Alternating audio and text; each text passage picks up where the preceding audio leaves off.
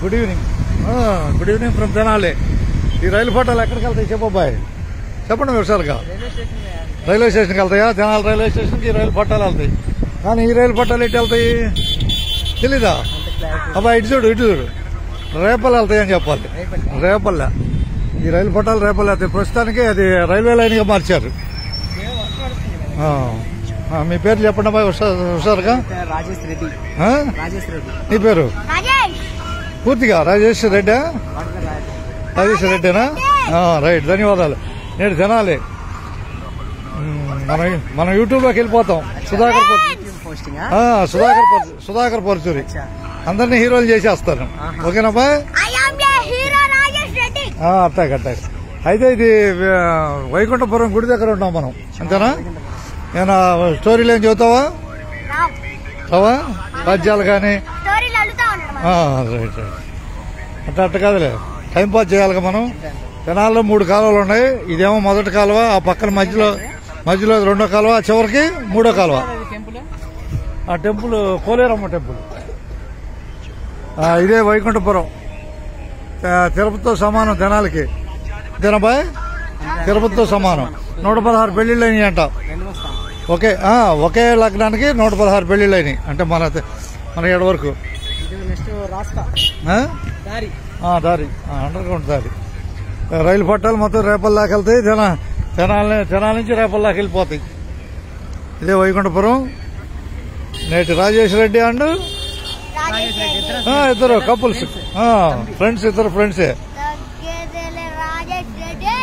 ఏమన్నా డైలాగ్ చెబుతావు? కొత్త డైలాగ్ నీది చెప్పు.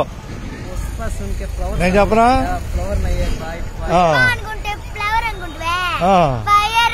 పైరు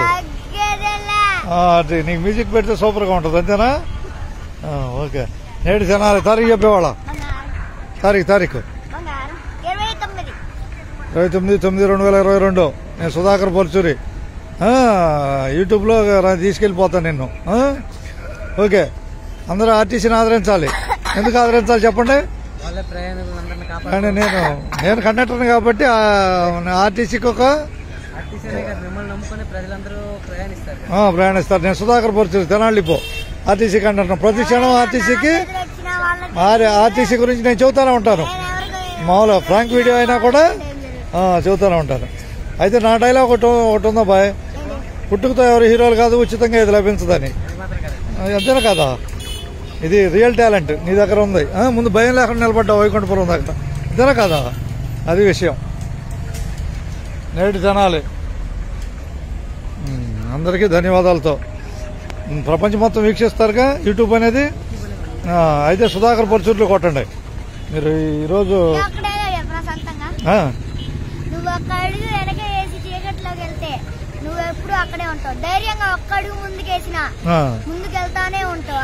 వెళ్తానే ఉంటావు ముళ్ళకంపలో అయినా సరే.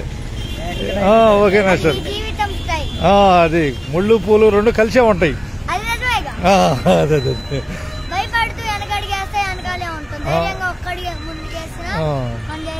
అయితే మనం పుట్టుకతో హీరోలు కాదు, ఉచితంగా ఇది లభించుతున్నాం. ఇది రియలా కాదా చెప్పాలి?